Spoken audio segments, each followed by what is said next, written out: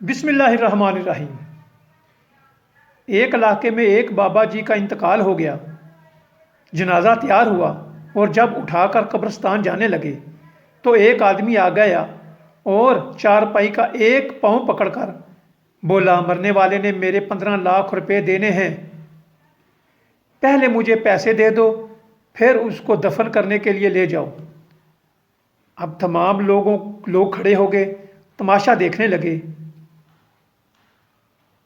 بیٹوں نے کہا، مرنے والے نے تو ہمیں کوئی ایسی بات نہیں بتائی کہ وہ مقروض ہے، اس لیے ہم یہ پیسے نہیں دے سکتے۔ مرنے والے کے بھائیوں نے کہا، جب بیٹے ذمہ دار نہیں بن رہے تو ہم کیوں کر دے سکتے ہیں؟ اب سارے کھڑے ہیں اور اس نے چارپائی پکڑی ہوئی ہے۔ جب بات گھر کی عورتوں تک جا پہنچی تو مرنے والے کی ایک اکلوتی بیٹی نے جب یہ بات سنی تو فوراً اپنا سارا زیور اتارا اور اپنی ساری نقد رقم جو اس کے پاس جمع تھی جمع کر کے اس آدمی کے لیے بھجوا دی اور کہا، اللہ کے لیے یہ رقم اور زیور بیچ کر اس کی رقم اپنے پاس رکھ لو اور خدا کے لیے میرے ابو کا جنازہ نہ روکو۔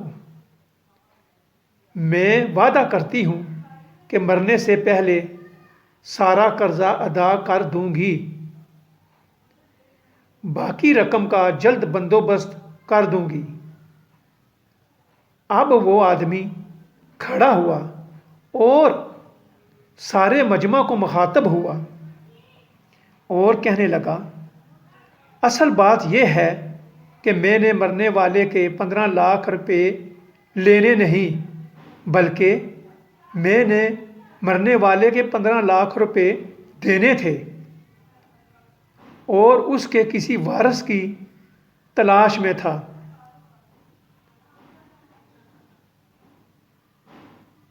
تو میں نے یہ کھیل کھیلا تاکہ اس کے اصل وارث تک پہنچ سکوں۔ اب پتہ چل چکا ہے کہ اس کی وارث صرف ایک بیٹی ہے اور اس کا کوئی بیٹا اور کوئی بھائی نہیں ہے۔ اب بھائی منہ بنا کر اسے دیکھ رہے تھے اور بیٹے بھی۔ محترم دوستو، جن کی بیٹیاں ہوتی ہیں وہ بہت خوش نصیب ہوتے ہیں، لہٰذا بیٹی کی پیدائش پر خوشی منانی چاہیے اور خوش ہونا چاہیے۔ بیٹیوں کی شریعت میں بھی بہت ہی زیادہ فضیلت بیان کی گئی ہے۔